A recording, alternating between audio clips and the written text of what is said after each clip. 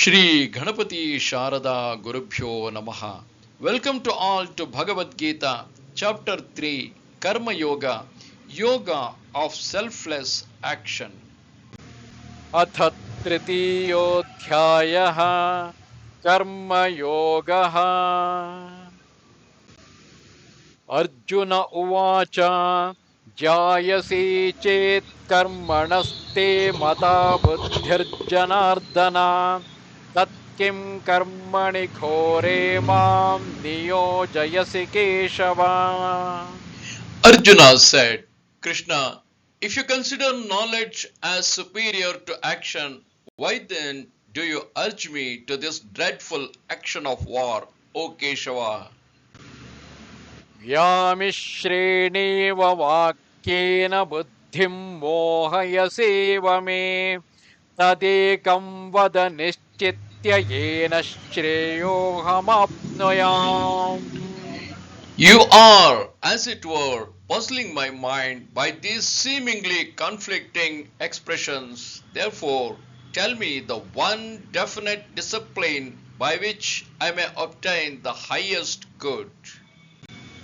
ಶ್ರೀ ಭಗವಾನುವಾಚ ಲೋಕೇಸ್ಮಿನ್ ದ್ವಿವಿಧಾ ನಿಷ್ಠಾ ಪುರಾ ಪ್ರೋಕ್ತಾ ಮಯಾ ನಘ ಜ್ಞಾನಯೋಗೇನ ಸಾಂಖ್ಯಾನಾಂ ಕರ್ಮಯೋಗೇನ ಯೋಗಿನಾಂ. Shri Bhagavan said, Arjuna, in this world, two courses of sadhana, that spiritual discipline, have been enunciated by me in the past. In the case of the Sankhya Yogi, the sadhana proceeds along the path of knowledge, whereas in the case of the Karma Yogi, it proceeds along the path of action. ನ ಕರ್ಮಾಣಮನಾರಂಭಾತ್ ನೈಷ್ಕರ್ಮ್ಯಂ ಪುರುಷೋಷ್ಣುತೆ ನ ಚ ಸನ್ಯಸನಾದೇವ ಸಿದ್ಧಿಂ ಸಮಧಿಗಚ್ಚತಿ. Man does not attain freedom from action, that's culmination of the discipline of action. Man does not attain freedom from action without entering upon action, nor does he reach perfection. Perfection is culmination of the discipline of knowledge, nor does he reach perfection merely by ceasing to act. ನ ಹಿ ಕಶ್ಚಿತ್ ಕ್ಷಣಮಪಿ ಜಾತು ತಿಷ್ಠತ್ಯ ಕರ್ಮಕೃತ ಕಾರ್ಯತೆ ಹ್ಯವಶಃ ಕರ್ಮ ಸರ್ವ ಪ್ರಕೃತಿಜೈರ್ಗುಣೈಃ. Surely none can ever remain inactive even for a moment, for everyone is helplessly driven to action by modes of Prakriti. ಕರ್ಮೇಂದ್ರಿಯಾಣಿ ಸಂಯಮ್ಯ ಯ ಆಸ್ತೆ ಮನಸಾ ಸ್ಮರನ್ ಇಂದ್ರಿಯಾರ್ಥಾನ್ ವಿಮೂಢಾತ್ಮಾ ಮಿಥ್ಯಾಚಾರಃ ಸ ಉಚ್ಯತೆ. He who outwardly restraining the organs of sense and action sits mentally dwelling on the objects of senses, that man of deluded intellect is called a hypocrite. ಯಸ್ತ್ವಿಂದ್ರಿಯಾಣಿ ಮನಸಾ ನಿಯಮ್ಯಾರಭತೇರ್ಜುನ ಕರ್ಮೇಂದ್ರಿಯೈಃ ಕರ್ಮಯೋಗಂ ಅಸಕ್ತಃ ಸ ವಿಶಿಷ್ಯತೆ.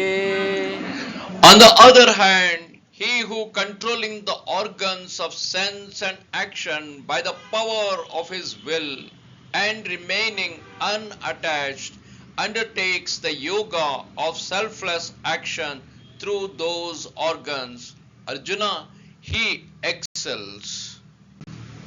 ನಿಯತಂ ಕುರು ಕರ್ಮತ್ವಂ ಕರ್ಮಜ್ಯಾಯೋ ಹ್ಯಕರ್ಮಣಃ ಶರೀರಯಾತ್ರಾಪಿ ಚ ತೇ ನ ಪ್ರಸಿದ್ಧ್ಯೇದ ಕರ್ಮಣಃ. Therefore, do you perform your allotted duty, for action is superior to inaction. Desisting from action, you cannot even maintain your body. ಯಜ್ಞಾರ್ಥಾತ್ ಕರ್ಮಣೋನ್ಯತ್ರ ಲೋಕೋಯಂ ಕರ್ಮ ಬಂಧನಃ तदर्थं कर्म Kaunteya मुक्तसङ्गः समाचर. Man is bound by his own action except when it is performed for the sake of sacrifice. Therefore, Arjuna, do you efficiently perform your duty free from attachment for the sake of sacrifice alone? सह यज्ञाः प्रजाः सृष्ट्वा पुरोवाच प्रजापतिः अनेन प्रसविष्यध्वं येषवोस्त्विष्टकामधुक्. Having created mankind along with the spirit of sacrifice at the beginning of creation, the Creator Brahma said to them, "You shall prosper by this. May this yield the enjoyments you seek." देवान् भावयतानेन ते देवा भावयन्तु वः परस्परं भावयन्तः श्रेयः परमवाप्स्यथा. Foster the gods through this sacrifice, and let the gods be gracious to you. Thus, each fostering the other, the man to the God, God to the man. Thus, each fostering the other selflessly, you will attain the highest good. इष्टान् भोगान् हि वो देवाः दास्यन्ते यज्ञभाविताः तैर्दत्तानप्रदायैभ्यः यो भुङ्क्तेस्तेन एव सः. Fostered by sacrifice, the gods will surely bestow on you unasked all the desired enjoyments. He who enjoys the gifts bestowed by them without offering anything to them in return is undoubtedly a thief. यज्ञशिष्टाशिनः सन्तः मुच्यन्ते सर्वकिल्बिषैः भुञ्जते ते त्वघं पापाः ये पचन्त्यात्मकारणात्. The virtuous who partake of what is left over after sacrifice are absolved of all sins. Those sinful ones who cook for the sake of nourishing their bodies alone partake of sin only.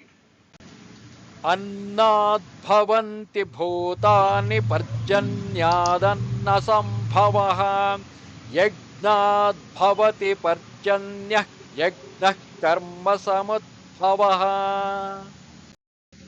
कर्म ब्रह्मोद्भवं विद्धि ब्रह्माक्षरसमुद्भवम् तस्मात् सर्वगतं ब्रह्म नित्यं यज्ञे प्रतिष्ठितम्. All beings are evolved from food. Production of food is dependent on rain. Rain ensures from sacrifice, and sacrifice is rooted in prescribed action. Know that prescribed action has its origin in the Vedas, and the Vedas proceed from the indestructible God. Hence, the all-pervading infinite is always present in sacrifice. एवं प्रवर्तितं चक्रं नानुवर्तयति हयः अघायुरिन्द्रियारामः मोघं पार्थः स जीवति. Arjuna, he who does not follow the wheel of creation, thus set going in this world, does not perform his duties, leads a sinful and sensual life, he lives in vain. यस्त्वात्मरतिरेव स्यात् आत्मतृप्तश्च मानवः आत्मन्येव च सन्तुष्टः तस्य कार्यं न विद्यते. He, however, who takes delight in the self alone and is gratified with the self, and is contented in the self has no duty. नैव तस्य कृतेनार्थः नाकृते नेह कश्चन न चास्य सर्वभूतेषु कश्चिदर्थव्यपाश्रयः In this world, that great soul has nothing to gain by action, nor by abstaining from action, nor has he selfish dependence of any kind on any creature.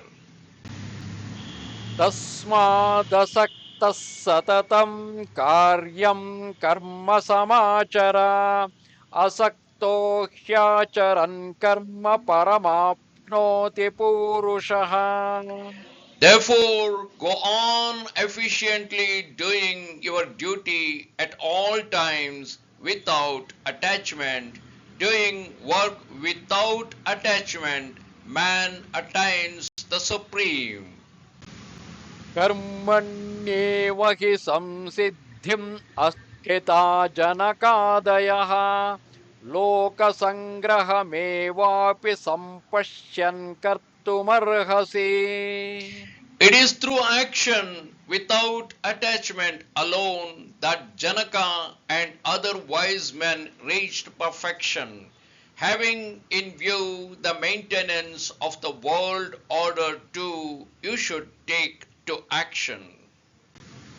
यद्यदाचरति श्रेष्ठः तत्तदेवेतरो जनः स यत्प्रमाणं कुरुते लोकस्तदनुवर्तते For whatever a great man does, that very thing other men also do.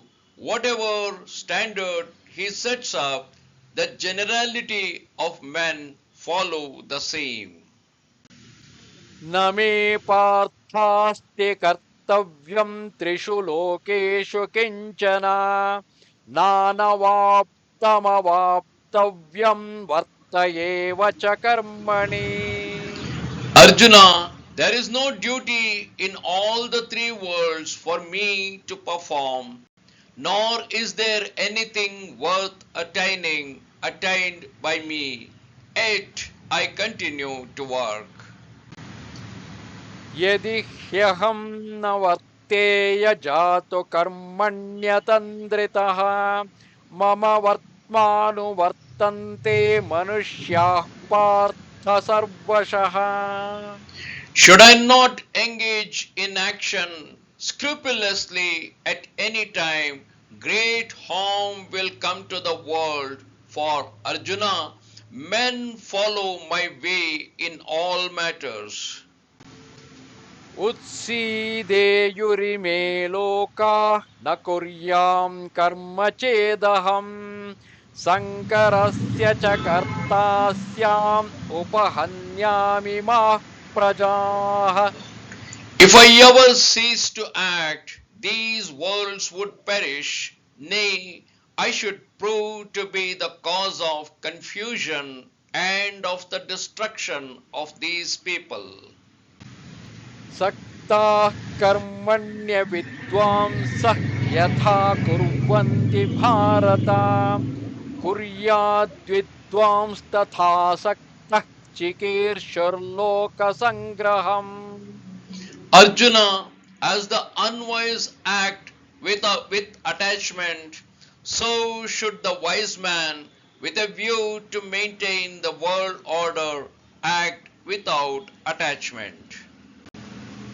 न बुद्धिभेदं जनयेत् अज्ञानां कर्मसङ्गिनां जोषयेत् सर्वकर्माणि विद्वान् युक्तः समाचरन् A wise man established in the self should not unsettle the mind of the ignorant attached to action, but should get them to perform all their duties, duly performing his own duties.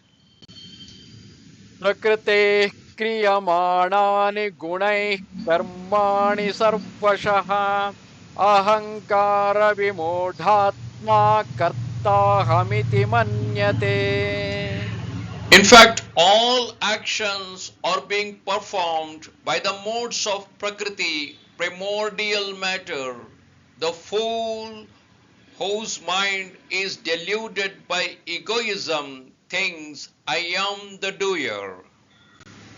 तत्त्ववित्तु महाबाहो गुणकर्मविभागयोः गुणागुणेषु वर्तन्ते इति मत्वा न सज्जते. However, he who has true insight into the respective spheres of gunas, that's the modes of Prakriti, and their actions, holding that it is the gunas in the shape of the senses and mind, etc. It is the gunas that move among the gunas, that is the objects of perception. So it is the gunas that move among the gunas, senses that move among the perception. Such a person does not get attached to them, Arjuna. प्रकृतेर्गुणसम्मूढाः सज्जन्ते गुणकर्मसु तान् कृत्स्नविदो बन्धान् कृत्स्नविन्न विचालयेत्. Those who are completely deluded by the gunas, that's the modes of Prakriti, remain attached to those gunas and actions. The man of perfect knowledge should not unsettle the mind of those ignorants of imperfect knowledge. मयि सर्वाणि कर्माणि सन्न्यस्याध्यात्मचेतसा निराशीर्निर्ममो भूत्वा युध्यस्व विगतज्वरः. Therefore, dedicating all actions to me with your mind fixed on me, the self of all, freed from desire and the feeling of miyam, and cured of mental agitation, fight. इमे मतमिदं नित्यम् अनुतिष्ठन्ति मानवाः श्रद्धावन्तो न सोयन्तः मुच्यन्ते तेऽपि कर्मभिः. Even those men who, with an uncavilling and devout mind, always follow this teaching of mine, are released from the bondage of all actions. ये त्वेतदभ्यसूयन्तः नानुतिष्ठन्ति मे मतम् सर्वज्ञानविमूढांस्तां विद्धि नष्टान चेतसः. But they, however, who finding fault with this teaching of mine, do not follow it, take those fools to be deluded in the matter of all knowledge as lost. सदृशं चेष्टते स्वस्याः प्रकृतेर्ज्ञानवानपि प्रकृतिं यान्ति भूतानि निगृह्य किं करिष्यति. All living creatures follow their tendencies. Even the wise man acts according to the tendencies of his own nature. Of what use is any external restraint? इन्द्रियस्येन्द्रियस्यार्थे रागद्वेषौ व्यवस्थितौ तयोर्नवशमागच्छेत् तौ ह्यस्य परिपन्थिनौ. Attraction and repulsion are rooted in all sense objects. Man should never allow himself to be swayed by them, because they are the two principal enemies standing in the way of his redemption.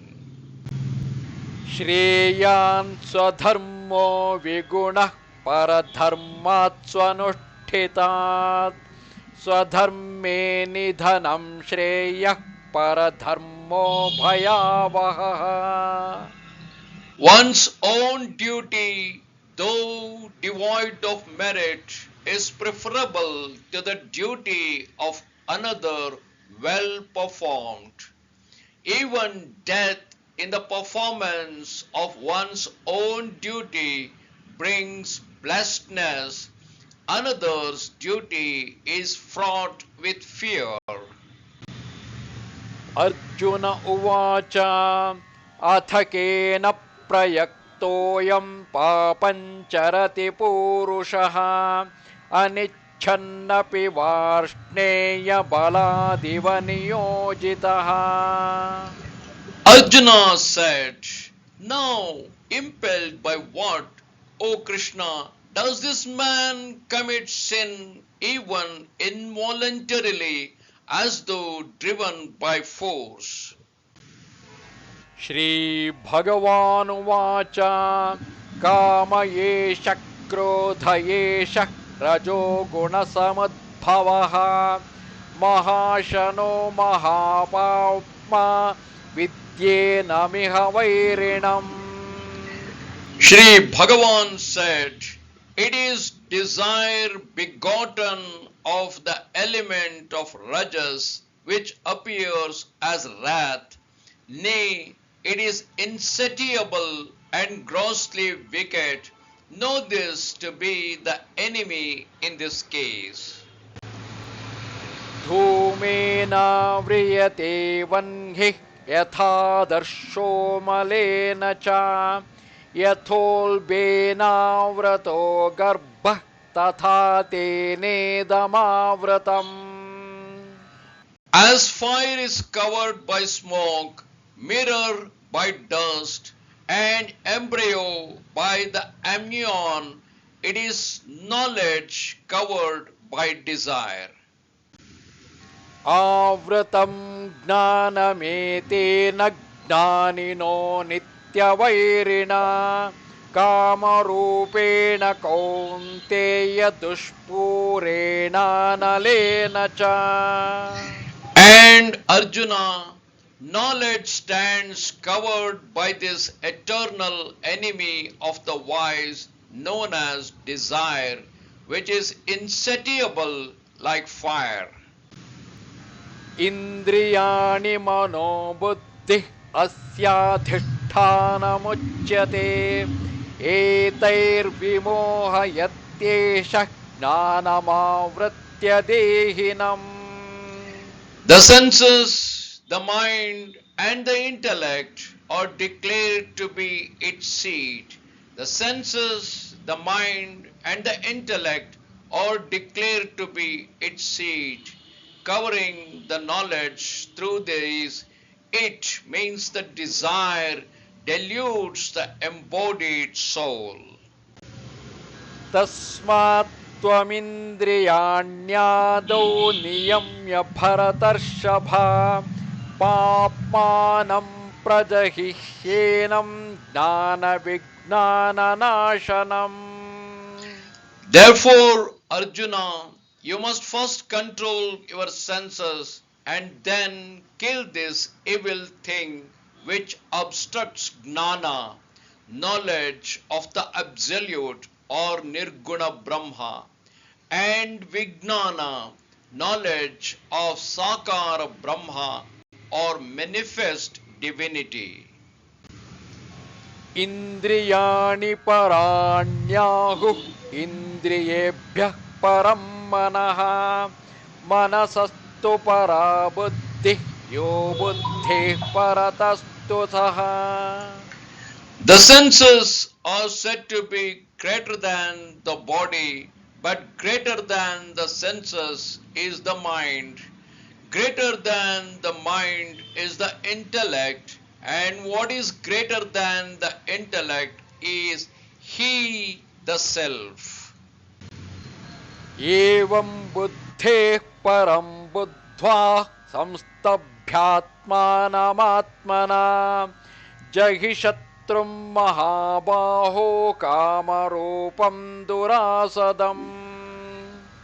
Thus, Arjuna, knowing the self which is higher than the intellect and subduing the mind by reason, kill this enemy of in the form of desire that is hard to overcome. ಓಂ ತತ್ಸದಿತಿ ಶ್ರೀಮದ್ಭಗವದ್ಗೀತಾಸು ಉಪನಿಷತ್ಸು ಬ್ರಹ್ಮವಿದ್ಯಾಯಾಂ ಯೋಗಶಾಸ್ತ್ರೇ ಶ್ರೀಕೃಷ್ಣಾರ್ಜುನ ಸಂವಾದೆ ಕರ್ಮಯೋಗೋ ನಾಮ ತೃತೀಯೋಧ್ಯಾಯಃ. Thus, in the Upanishad sung by the Lord, the science of Brahma, the scripture of yoga, the dialogue between Sri Krishna and Arjuna ends the third chapter entitled Karma Yoga or the Yoga of Action. ನಮಸ್ತೆ ಶಾರದೆ ದೇವಿ ಕಾಶ್ಮೀರ ಪುರವಾಸಿನಿ ತ್ವಾಮಹಂ ಪ್ರಾರ್ಥಯೇ ನಿತ್ಯಂ ವಿದ್ಯಾದಾನಂಚ ದೇಹಿಮೆ. ನಮಸ್ಕಾರ.